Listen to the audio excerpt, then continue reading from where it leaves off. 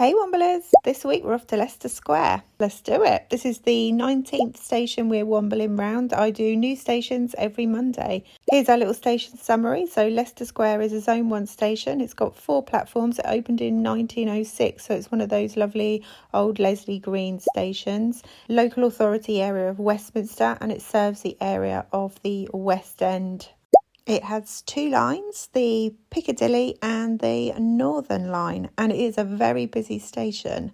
And a little fun fact for you, the distance between Leicester Square and Covent Garden on the Piccadilly line is the shortest distance on the entire underground route. Okay, let's go and explore.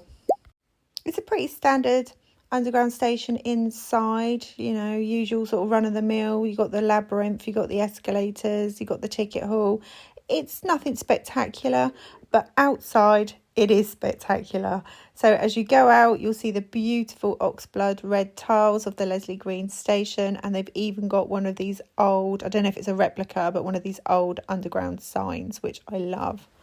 Here's our trusty Go Jauntly map. So for our tour today, we're going to wiggle around and womble about in a kind of weird figure of 8 pattern, and we're going to have a little look around Leicester Square. Then we're going to go up to 7 Dials and have a little explore over there. That's kind of near Covent Garden, so we won't veer off too much in that area because we'll cover that when we cover Covent Garden, but we'll just pop up there because we're going to go to Foyle's bookshop.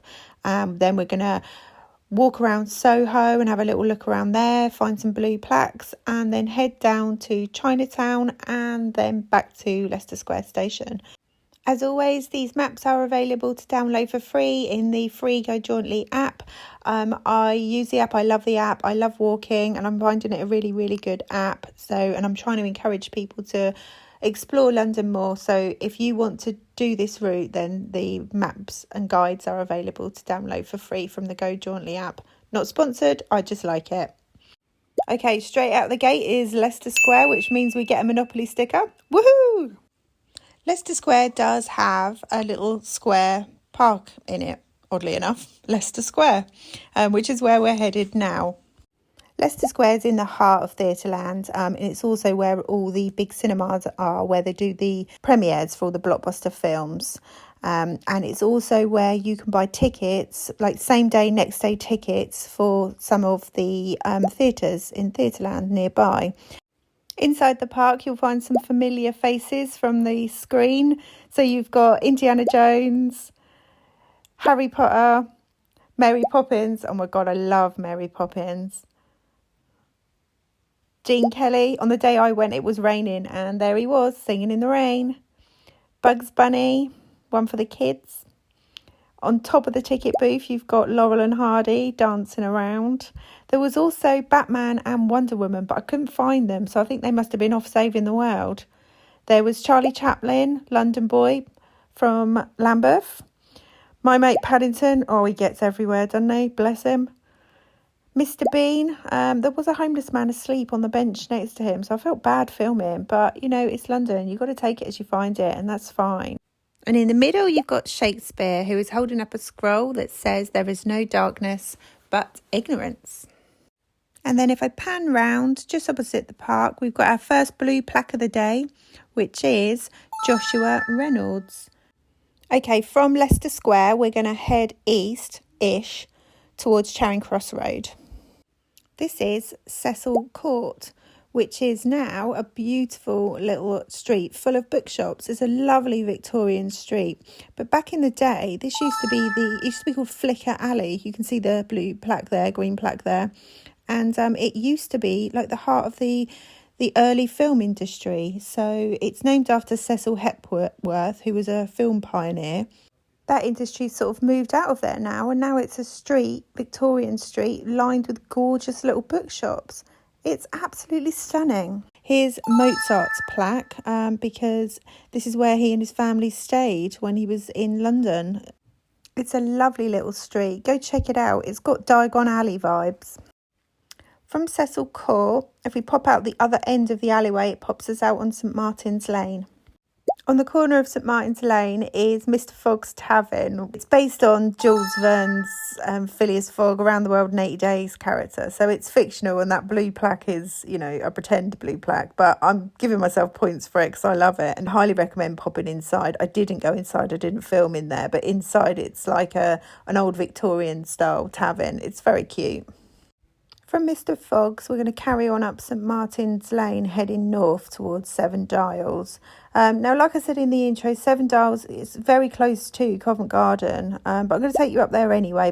We'll just pop in for a quick tea break and pit stop, and I'll do proper Covent Garden when I do Covent Garden Station. It's lovely up there. I love all these Victorian ghost signs on the buildings, but the reason I'm taking you up here is because there's a Seven Dials market, which is where we are now, and I just wanted to head in here to show you because it's really cool in there and it's a nice place to stop. It's quite tucked away. I mean, it's busy. You can see it's busy, but I filmed this on a Wednesday midweek, and they've got my favourite tea shop in there, Chai Guys. Best chai in London, hands down. So if you're in the area, pop in. There's also one in Spitalfields Market. I love Chai Guys. Okay, from Seven Dials, we're going to head west back towards Soho now. On the corner of Earlham Street, there's a blue plaque, which is Robert Keith Barrett from Pink Floyd. He lived there in 1966. Only lived there for a year, I think, but there's a plaque. And then just around the corner from there is Foyle's Bookshop, which is where we're headed. So this opened in 1903, and it was once listed in the Guinness Book of Records as the world's largest bookshop in terms of shelving. They had 30 miles of shelves. It's now owned by Waterstones. But anyway, I popped in there to pick up a few books, as you can see.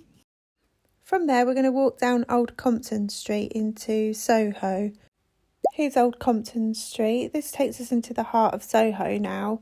Here's the Prince Edward Theatre, lovely theatre there. And then right next door to that, you've got Gay, which is just iconic. I mean, it's been there 47 years. It opened in 1976, and it attracts over 6,000 clubbers a week. Britney's performed there, Madonna, Lady Gaga. Absolutely iconic club. Down the road from there, you've got the equally iconic Ronnie Scott's Jazz Club. This is an iconic club.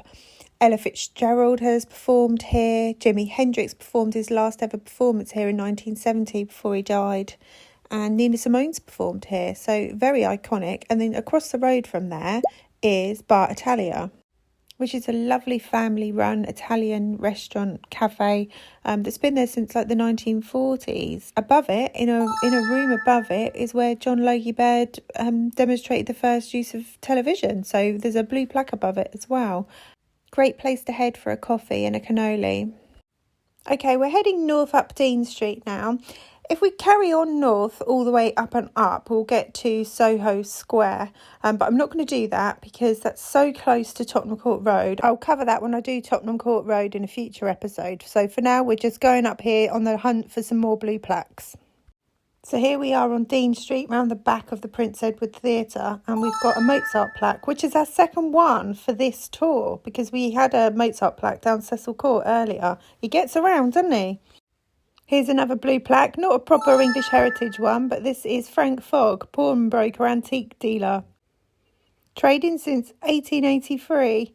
It's a trendy bar now, and they've taken the pawnbroker theme and run with it. It looks absolutely amazing in there. I wish I could have gone in and filmed, but it was closed because it was quite early in the morning. But I did a peek through the window, and it looks spectacular in there. So maybe go and check it out.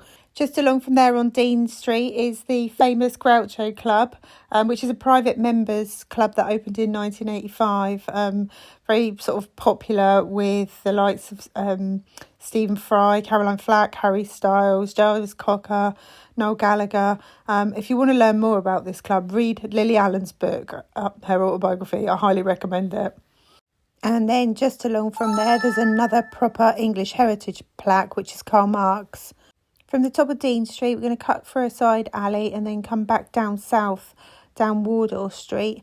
It started raining quite heavily on the day I was there, and so I didn't get a lot of footage of Wardour Street. It is a famous street and there are some blue plaques down there. So if and when you go, take a lovely stroll down there and see what you can find. Hopefully you'll have better luck with the weather than I did.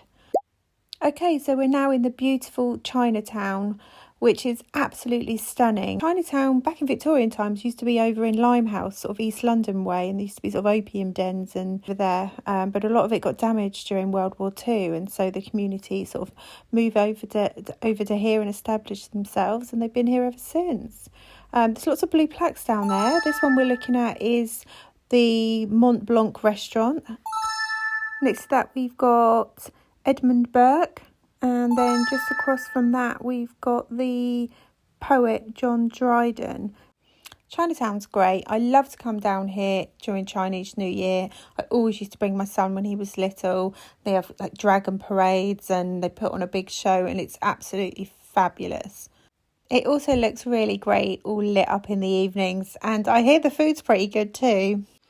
Chinatown is very close to Leicester Square station, which is where we're headed now, because we're pretty much at the end of our tour now. We're just going to have a look at a couple of more things and then head back to the station. Okay, we're now on Cranbourne Road, where we've got an Agatha Christie memorial to the author Agatha Christie. Leicester Square station was actually going to be called Cranbourne Road, Cranbourne Street, but they decided to call it Leicester Square. And then just behind the Agatha Christie memorial, why can't I say Agatha Christie, is a blue plaque. And this is the artist Joshua Reynolds, who we actually saw earlier outside All Bar One near Leicester Square. And we're back at the station. I hope you enjoyed that tour of Leicester Square. I didn't get all of it in. The weather was not on my side, but I will circle back to some of these areas when I do Tottenham Court Road and Covent Garden. So there'll be more to come. I do new stations every Monday, and I'm on a mission to explore every station on the London Underground. If you got any value out of it, please give me a like so I know that, to keep on doing these videos. And I hope you enjoyed it.